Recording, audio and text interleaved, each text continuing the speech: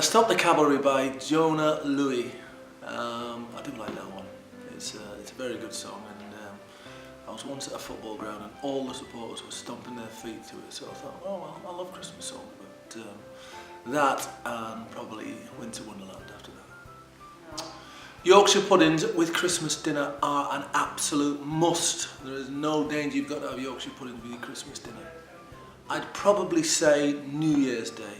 I never used to mind playing on Boxing Day when I was a player, because I was a bit miserable on Christmas Day because it was my birthday, and also I'd be thinking I can't have a drink on my birthday because I've got a match tomorrow.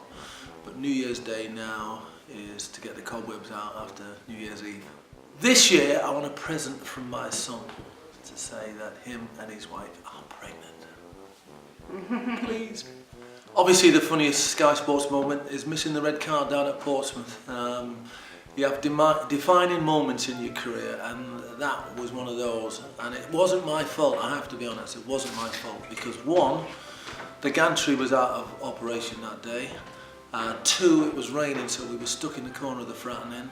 And three, when Carly Bassett, who's my link between me and Jeff, came to me, she didn't come at the time when she should have done because there was goals elsewhere. So 3 times I looked over my shoulder to see the game going on, and I did see Anthony Van Dunbar walking off, but I also saw Avram Grant, who was his manager at Portsmouth at the time, on the touchline. So I just presumed that he'd gone off and he'd brought a sub on, but of course, as everybody knows now, it wasn't the case.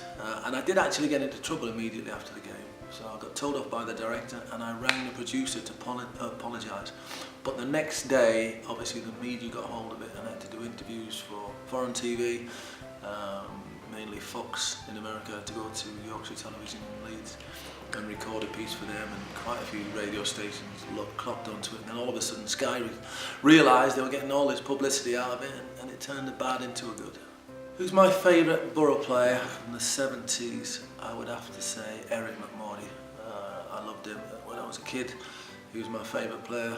Me and Steve Gibson used to go to Middlesbrough Ayresome Park and to watch the Borough. He was my favourite. Steve's favourite was John Hickton. So there you go on that one. In the 80s, I'm not sure whether Graham Souness was playing in the 80s. I think he might have already gone to Liverpool by then. But if he was still there, it'd have to be Graham Souness. In the 90s, I played with some good players in the Borough at the 90s, that's one thing for certain. I quite like Gary Hamilton, but of course the fans love Bernie Slavin, so because of his goals. So I'll have to say Slav anyway, begrudgingly. And present day, I'm a big fan of Ben Gibson. Nothing to do with him being a nephew of Steve, he's going to play for England. I want to try the Ninja Warrior course. Ben Shepherd, the first year that we did it, we've done 3 series now, and the first year we did it, Ben Shepherd would have been in the semi-finals, and I didn't do it because I was injured, and I am still injured, unfortunately. I've got some problems with my hamstrings, and so I can't attempt it. But we've got 2 more series. If I don't need surgery on these particular injuries and they heal up in the new year, I promise I will do the Ninja Warrior course next August. Rockliffe Hall has been absolutely fantastic. The rooms are magnificent. The restaurants are just out of this world. The golf course as well is an added bonus.